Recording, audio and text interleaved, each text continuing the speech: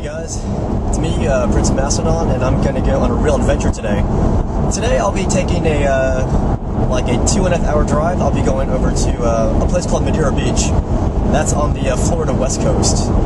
And there I plan to check out this place where this guy supposedly saw a very big creature swimming in the canal. And I'm not sure what it is. Like the guy on the news, he said it might be a python. He said it's really long though, and it doesn't belong. It doesn't belong in the canal. And this guy's actually taken surveillance footage of the little creature. But the problem with the footage is that it's very inconclusive.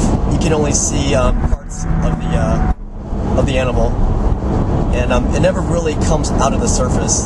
So when people have seen this footage, they have come to the conclusion that it is a manatee. But this guy seems very positive and certain that it's something else, maybe something serpentine. But he thinks it's mainly, that it's going to be like a snake of some sort, a very big snake. And some of his neighbors have actually seen something similar in the water, and they're not sure what it is. So until then, they're not going to be swimming in the canal. And anyways, this place we're going to is Madeira Beach. It's very close to Tampa, I guess St. Petersburg, whatever. And it's got a population of 4,000. So that's my mission. I'm going to drive out to Madeira Beach. Hopefully I can find out where this guy lives, and then I'm going to sit on his dock, and I'm going to film the water for several hours. I plan to get there around 10, and I'm going to film it from 10 until 4 or 5 in the afternoon. Because in the mid-afternoon is when he said that the creature is most active. And this guy's supposedly seen it, I think 3 times this month. So hopefully if I'm lucky, I'll see something out there. And honestly, I don't care what it is. If it's a manatee, that'd be cool, because then it'll dispel the myth. And if it's a very big snake that doesn't belong there, then that would be even cooler, because I could say that I was there when we discovered what it actually was. And also, aside from looking at this creature, which by the way, he calls it the Normandy Nessie monster because of the road that he lives in. But aside from checking out the Normandy monster, I'm also going to be going to John's Pass. That's a local tourist attraction, and it's actually a little fishing village, and I want to check that out. So my mission is twofold: 1, look for this monster, and 2, check out this tourist spot, so that it'll be fun either way for you guys, because you can see some of the local sites here. And that's pretty much it. This is going to be a very long road trip for me, over 2 hours. I brought some snacks. I got some granola bars. Yay.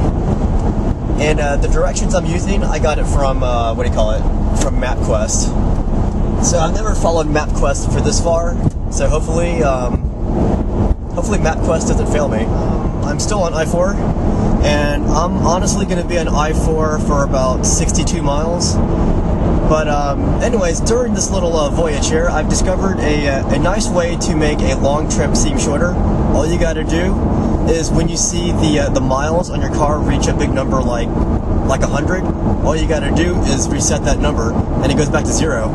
So, whoa, that dude's speeding. Hey guys, Prince of Macedon here, and I'm here with Russ Sitlow, and he's the one who spotted the Normandy Nessie monster. And I'm going to do a little quick interview, which he agreed to do. I'll start off with the questions, and I didn't memorize these, so I have to read them off in this. Okay, so first off, how long have you lived in this neighborhood?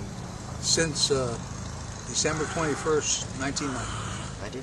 And in all your years living out here, what kinds of marine life have you seen out here?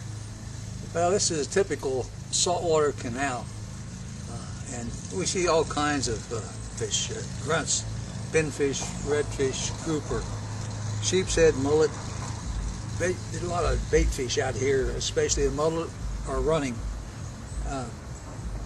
And There's seen dolphins. They used to have dolphins run up here in pairs all of the time, all of the time. And they'd run both ways, some big, some smaller, but they seemed to always run in pairs. But I haven't seen them maybe 4 weeks now. 4 weeks now. 4 weeks, yeah. But anyway, we've seen sharks, both bull and hammerheads. Not, you know, I couldn't tell the size. It was a small hammerhead. Gotcha. Those would be scary to see too. Yeah, right. And of course there are manatees out here. But then came Ness. Then came Ness. And that was April of this year. I first saw it. It was over on the other side of the canal, and I just saw it rolling up there in the head. And I told Betty, I said, we got snakes out here. It looks like a python. And then I didn't think nothing about it, but I watched. And then on September 26th, I guess it was, I saw him, and he was right out here mid-canal. And he was 15 inches at the midsection. And he came up out of the water, almost all of him except a little bit of his belly, and he was rolling forward. And it was so plain and vivid. And the coloration, brown on top, midsection was like yellowish with brown ink splotches in it along the side, and then the belly side was yellowish, like pastel yellow. And how far were you when you saw this? No more than 50 feet. 50 feet? Yeah. And I just couldn't believe what I was seeing, because especially when he came up out of the water on a roll, and that's kind of like the humps that you'll see in the videos over here. And there was one right here on the 14th of November. It was a smaller variety. It was right here next to that piling. Okay. He about 9 inches, and he come up and he did the same thing, the same coloration. And the nearest I can describe as far as coloration in a snake of the anaconda type species is an Brazilian anaconda. It has very similar markings in coloration. Gotcha. Right. So you said this snake or snake-like animal has exceeded 10 feet? Absolutely. And I'll tell you why I say that. You see that pole that's holding that boat, the piling? I'll show it later. And to that piling, his head was here, his tail was there. Wow. Now, is that 20 feet? Yeah, that's pretty long. Yeah, that's a good reference point. I'll show it to you later on the camera. Okay, but that's there's no question about it being 20 feet.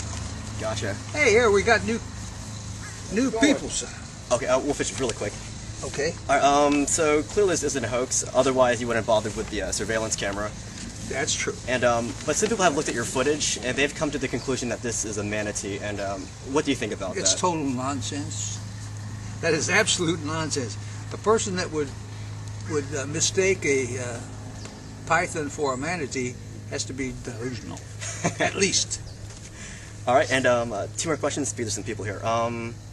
So you might think this is an actual anaconda, or do you think? I think it's probably a derivation of a boldy species of snakes, and it's probably an evolutionary DNA mutation of a Brazilian anaconda type snake. I really believe that. Okay. And finally, this is my last question. This is my disclaimer question. What do you think about cryptozoology? And do you think you're talking about the Bigfoot stuff? Yes, Bigfoot, Loch Ness monster. Do you think they might actually exist? I have no idea. I just know that many things live in our canals and our waters that are unyet identified. And I things that I don't know, I just don't know. And if other people see them, I'm not going to call them a liar. They'll call me a liar. But I wouldn't call somebody else a liar because they know what they saw. They might be pulling a spoof or a spam. People will do that for publicity, but I wouldn't do that. I have one concern. People swim in these canals. They could be out there swimming alone. they could disappear and there would be no evidence left. An anaconda will eat you whole and they will leave no trace. That's true. All right, well, thank you for your time. Sure. Oh, sorry. I get my coffee mixed up here. Okay, and this is Russ Sitlow, guys. Hi. Hey guys, these guys are from the University of South Florida, and they have brought sonar equipment, and we're gonna watch them set it up. I can that on my 38-foot Cresco. Oh man, this would be great for out there, yeah. See, I can show you, let me open this.